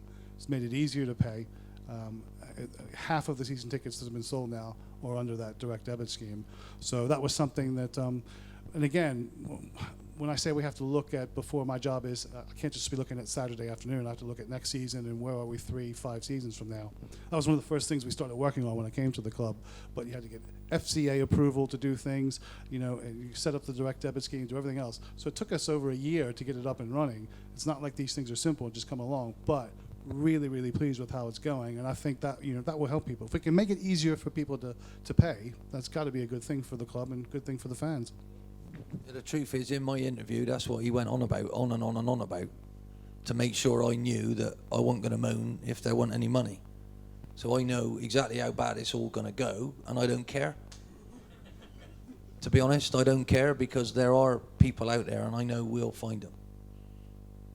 You know, Ryan is a perfect example of that, to me. So, the truth, that's what you're going to get. A question from Peter Jeffrey on Twitter. Has Ravel Morrison eaten ice cream since his return to the club? Not yet. That's in reference to, for those of you not aware, that's in reference to the manager saying that if he earns his ice cream, he can have it, but he has to earn it first. Yeah, I got 4 kids. They're all grown up now, and they have to earn their ice cream. And Ravel's ice cream is playing. He just wants to play. His training ain't always what it should be, and his timekeeping ain't always what it should be. So there's no doubt in where he is, but he's got to get there for us, and he's got to earn the players' respect and work as hard as them. And I will say, a few months ago, that wouldn't have been that hard, would it? But when Ryan Manning's running 14k, 1,800 of that is flat out, and when Pavel beats that, then poor old Rav's got someone to catch up with, hasn't he? So, and I realised that his game ain't all about running, but we also need to be able to keep the ball better to have him be effective in games. If we keep giving it away, and he's there to try and win it back, he ain't going to be a success. So it's also about him earning that right with us, with Les, with the boys, and he's coming. He is gradually coming. And everybody said, you got to be mad. And I don't care what anybody else says. I looked into his eyes and I thought I could help him, and that's all I'm trying to do, is help him. That's all. And sometimes it works, sometimes it doesn't. He's still got a contract at, who was it? Lazio? Yeah, Lazio for another 2 years after this. But we have a clause to take him if we want to. So it's all about him proving to us that he wants to do what he says he will do. And I'm sure he will do it. Lots of other people have been sure that he will do it, and they haven't been right. And I know that I want talented people around me, and I want to rub off on them with my work ethic, and hopefully they'll benefit from that, and we will. And I'm waiting, hoping that he's going to do that. And at the minute, I don't think he's ever worked quite so hard. He's in at 8:30. He's training 3 times a day, and he hasn't let us down in the last 3 or 4 days.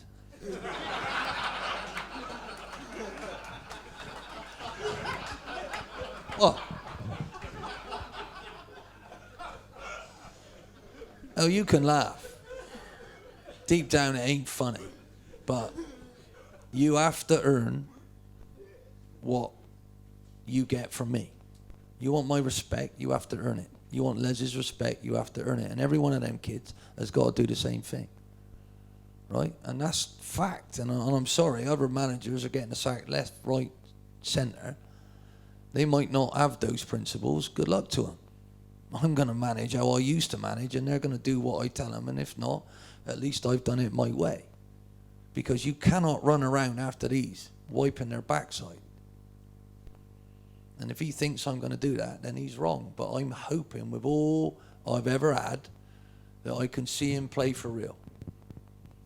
For real. I promised his mum I would help him get to wherever he's got to get.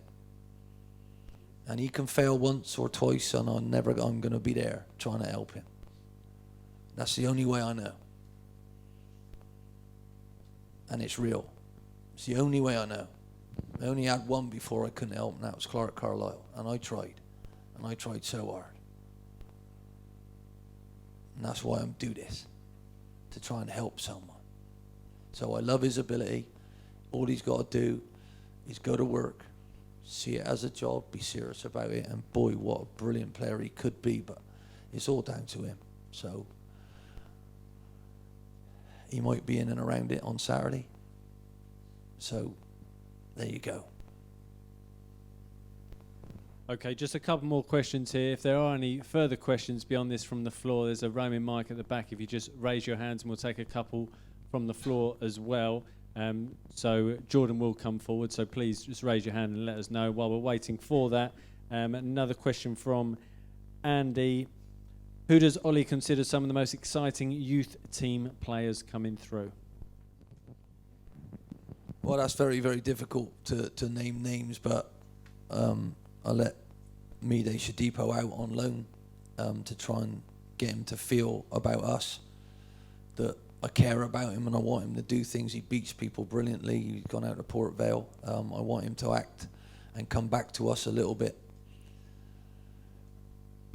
Make some mistakes for someone else defensively and come through it a bit like Furlong and Doughty have going to Swindon, so I think it does him more than good. But he's got a serious chance. I think Reece Greco-Cox is somebody I really like the look of if we can get him fully fit and get him out there. Young Darnell's been exceptional. Ryan is, for me, exceptional. Petrasso's impressing me in training. Douts has got all sorts of ability. Can I get him to do? It's finding a position for him, you know, because he's sort of a cross between two or three. He's got wonderful ability.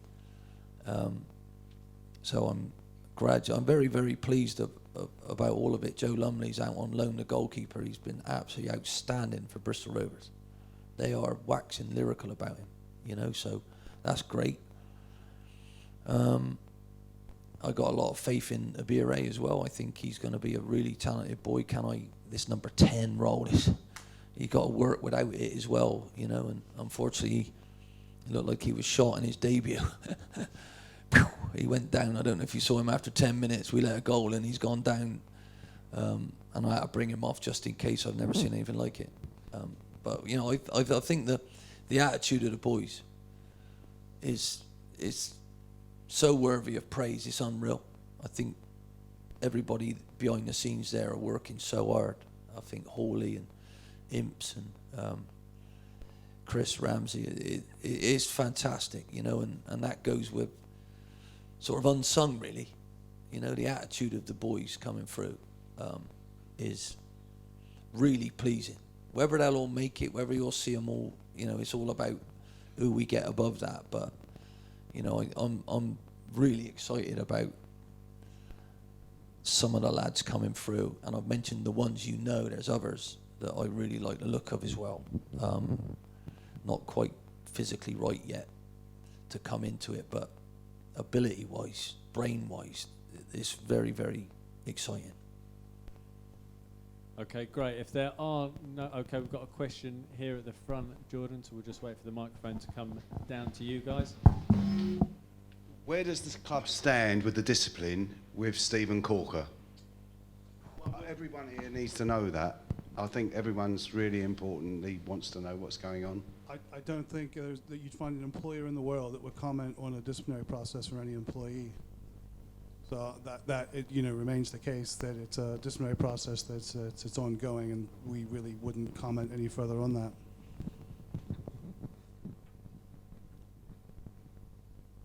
Okay, and one question further down. Hi there, Steve Sace, Indiars. Thank you for tonight. Absolutely terrific, informative evening.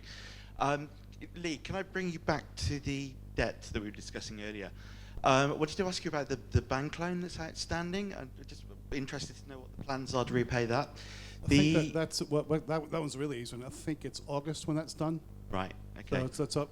Is Ruben here?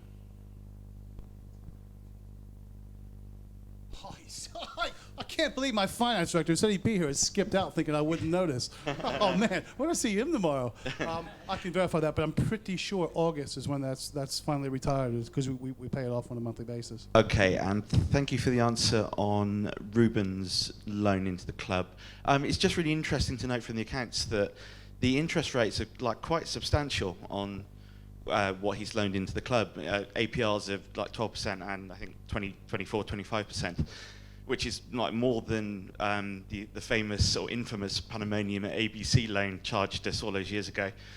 We'd just like to know, with parachute payments reducing, why is our key shareholder now deciding to take money out of the club? Just interested. Where is he taking? It's convertible into shares. But the interest is payable? Is that not being paid? Like I said, if you want to pick the money, we'll give you the same deal. It's not a problem. I'll quote Barry Kilby at Burnley, who, when he was asked about it from fans, was like, "I'm more than happy not to fund the club. If any of you want to fund the club, please go right ahead. I'll give you the same exact deal." I'd just be interested to know what the rationale is. Everyone, I think, appreciates what the board have done in terms of the money that they've already written off, and that's absolutely fine. No issue with that. I'm just interested to know why they feel now is the right time to be charging those kind of rates of interest. Can I say something? I don't really know them that well yet. I think it's a trust, right? They've had their hands burnt. Let's be perfectly honest. What they've spent, who they bought, who they tried to buy, what they had to pay for those people. They're now running the company how they run their own businesses, right? And I trust them and I believe them, and Les does, Lee does, and what we've got to try and do is make sure all of you do, and you realise these people are nice people, right? They deserve, really, I think, to have the club. I think you don't realise what you've actually got and what you might have, and unfortunately, how it was done in the past, I wouldn't have done anyway. Other people didn't do it that way. They did it a selfish way for themselves. The quick fix, right? That isn't these guys. They got caught up in it. They thought football was like that. How Ruben told me the other day, he said, and he is a man of very quiet integrity who is determined. He doesn't go into things, and this is only my take on it. I don't think he goes into things to do people. He doesn't do that at all. What he is a man of his word, and he's going to go through it. And I don't think other people's word has been carried through. So what I want to do is build a relationship with you, with them, and make us all very proud of what we see. And it doesn't matter what it costs, right? You can have a wonderful meal in any calf, providing you choose the calf carefully. Is that true? Yeah. Some of them are minging, but some of them are good. So I'm very, very, and I'm. This is not prompted. I don't ever want to know what questions you ask. You ask me a question and I'll answer it, because I don't like that pretense of, I'm going to say that in a minute. All right? I know what you've got here, and it will, in time, get you what you want, I think. But we need to build some trust for them. That is what they've actually lost, as well as millions and millions of pounds of money. So my job, my goal is to try and make them feel happy and good and positive, and who knows what might come then. Okay, and last couple of questions. There's one on the right here. Hi, this question is regarding cup games, really. Has the club thought about giving out free tickets for the cup game to local schools and to the local community? As I reckon this will bring a better atmosphere for the cup games. As obviously this season, a lot of the games were half empty, and I just thought, the fact that there was so many empty seats around, basically giving these game tickets to the local community and the schools, can actually generate more fans in the area. Because when you walk around Shepherd's Bush, especially on Uxbridge Road, you see My United kits, Liverpool kits. It would be nice to see much more QPR kits amongst the community, really. Yeah. In terms of the community, is that one? Hello? Oh, there we go.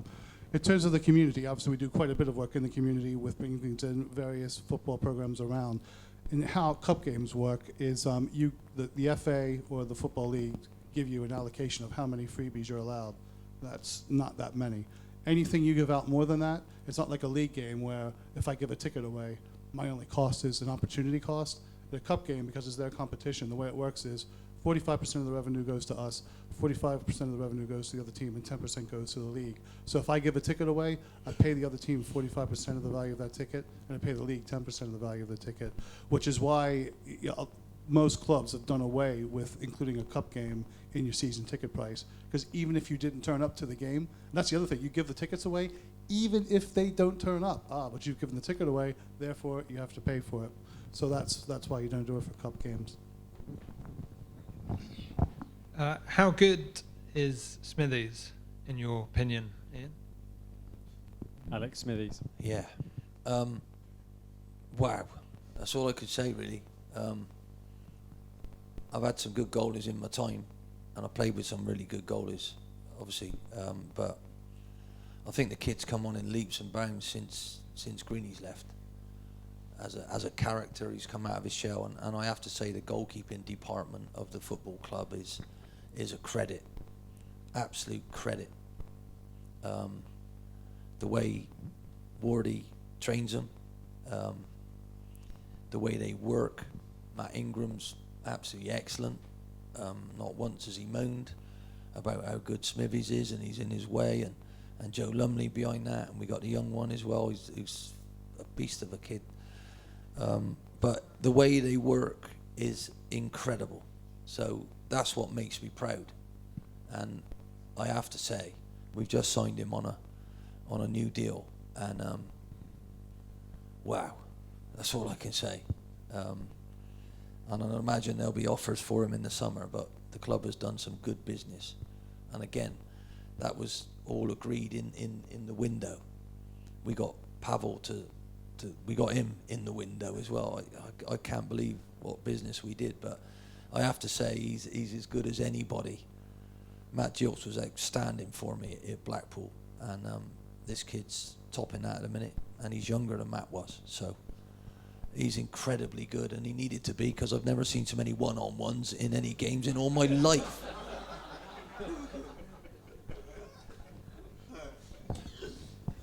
All right, Ian, just wanted to say Matt Smith was a great signing for the club. Not only did he, it's something what we needed, but it definitely helped Connor Washington out front. He was a great signing for what you said earlier. And also, another point was at Leeds Saturday, have you had to work on their fitness? Because we were winning second balls like we ain't done all season before that, when you come in. I wouldn't say it's the fitness, it's the desire to get around the place and get things, and I've just gone back to what I do, and I got a run that I've got times for me when I was a player manager and when I started, and everything was on the clock, and you got to run 20 yards, 40 yards, because I'm old, right? 20 yards and back, 40 yards and back, 60 yards and back, 80 yards and back, 100 yards and back, 80, 60, 40, 20. And by the end of it, you should be catching up on your breath. You should be doing it. And when I did that here, I was shocked. And I picked people on the fact of Pavel got back in the team because he was the best I've ever seen. Ryan came up, I made the young kids do it. He did the best I've ever seen, second best I've ever seen, so he went in my squad. It's quite simple, really. You need to be able to run. We were playing counter-attacking football with people who couldn't run. So, or didn't want to run at times. So, and possibly couldn't even run in Sandro because he hadn't run for so long. But so, really, it's not the amount of time that you're out there, it's what you do and the intensity of what you do. And I know Jimmy did an awful lot of long stuff and kilometers and what have you, but you know, it's all about also believing in somebody else's way, but you know, you top that with who you're signing and how far you know that they can run as well. So Luke Freeman actually blitzes those. So we've suddenly got a team that, if I get the right balance in it, it can run, and it makes a difference. But you know, you also need, experience tells me you need certain elements to be able to pick golf clubs in your bag, you know, and really, Matt's a sort of driver. Do you know what I mean? The lads know, and they go to him too much at the moment. I've had a go at them. They go to him too much but at least they know they can, and there'll be a challenge. With Silla at the minute, sometimes that challenge is there. Sometimes he takes it on his chest. Sometimes we don't really know what he's going to do yet, but he is exceptional as well, I think, Silla. So it's about trying to get the right balance at the time. But you know, all I could say that the staff, the way they're all working for me, around me, is just a credit to the football club, and the balance of Birch, myself, and Curtis as the football things. It wasn't right until Curtis came. Curtis is totally opposite to me.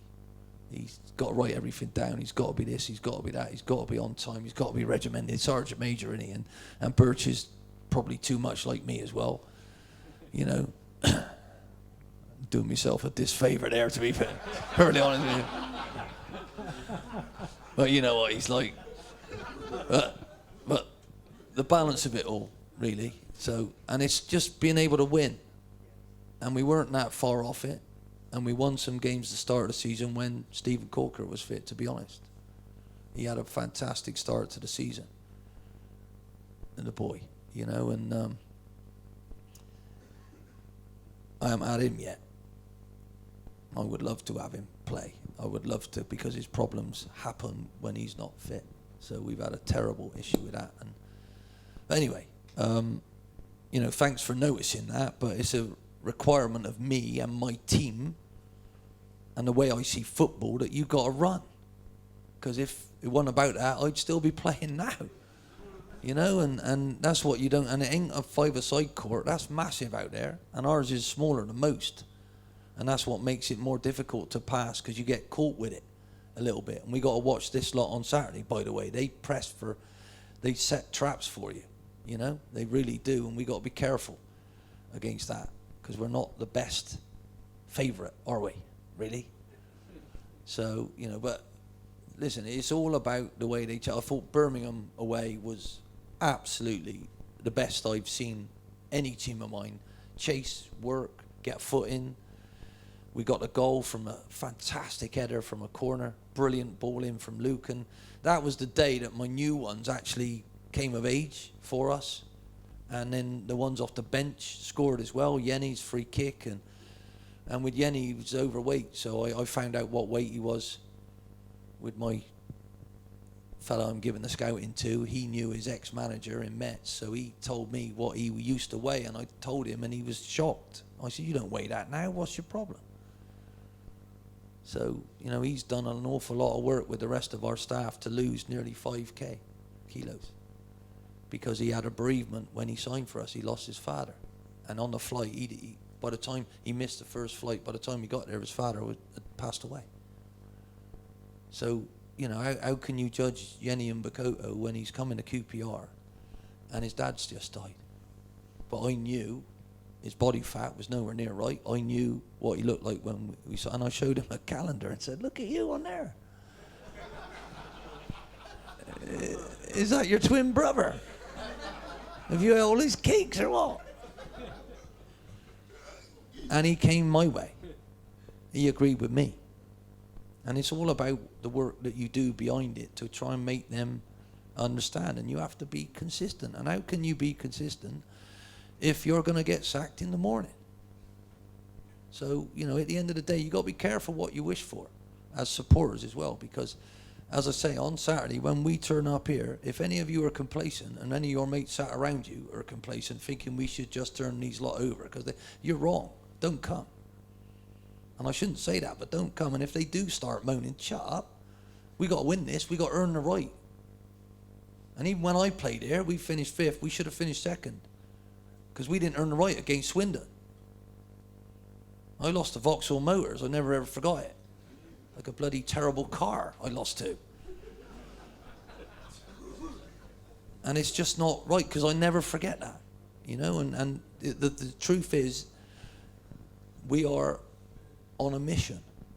We are on a mission to try and get you what you want, but we're going to tell you what you need to know as well. We can't tell you all of it, right? But we will tell you as much as we can in a way that is the truth. Surely that's what you want. And I will try and get my team selection right for Saturday, and I will try and get my tactics right, because that's a massive job in itself, to try and predict what someone else is going to do. And after the game, you lot got the benefit of hindsight. You lucky blokes and ladies in here having a drink. Oh, I wouldn't have picked him. If I knew he was going to play that bad, I wouldn't have picked him either, would I? Christ's sake. And if I knew that was going to happen, I wouldn't have done it, would I? Good crikey O'Reilly. But the fact is, we all want the same thing. I want to be here a long time. You've all been here a long, long time, right? And I want to see us win. I want to see us play a way that we are proud to say, that's my team there. We lost today, but that's my team. We had this sort of possession. We did that. Our bloke did that, and he dummied him, and he put that. What a goal that was, you know? And all I know is I was just hoping and hoping at Huddersfield here, hoping and hoping. and then Luke Freeman just smashed one in from the edge of the box. And I felt like Fergie used to. I read Fergie's books, and I was waiting for one of my wonderful players to do something wonderful, to just lift everybody, and it almost got us back in it against a really good team. So, you know, hopefully that will be the start of what I want to try and do here for you, with you, if that makes sense. Okay, we've now got the raffle, so we're going to crack on with the raffle, then we'll have a final message from Lee and Ollie.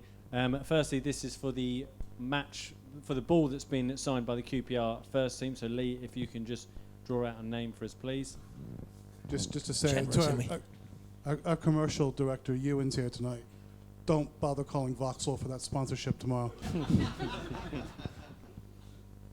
Like You to read weren't the here. name out. This is the winner of the signed football. Mr. B. Fraser. B. Fraser, there we are. So if you just hold on there, and we'll bring that ball to you shortly. And this is for the £100 of QPR cash. Just ask you to put a name out there, please. Is it real? Is it real cash, is it?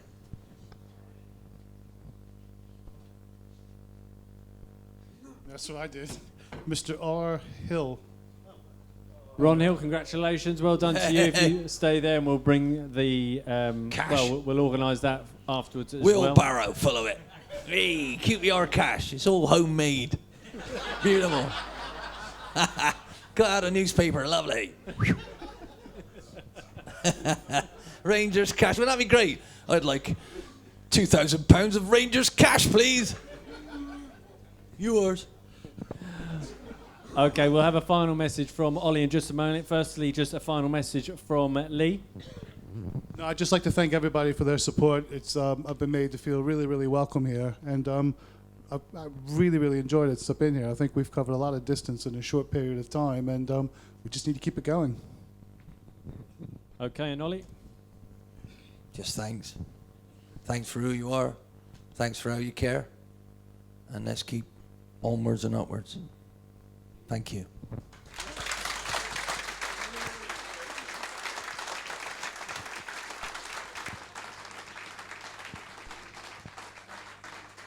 Okay, thanks very much for coming. Just to let you know that the bar will reopen now for a short time, so you can have a drink afterwards. Thanks for coming. And finally, just one more round of applause for Lee Hughes and Ian Holloway.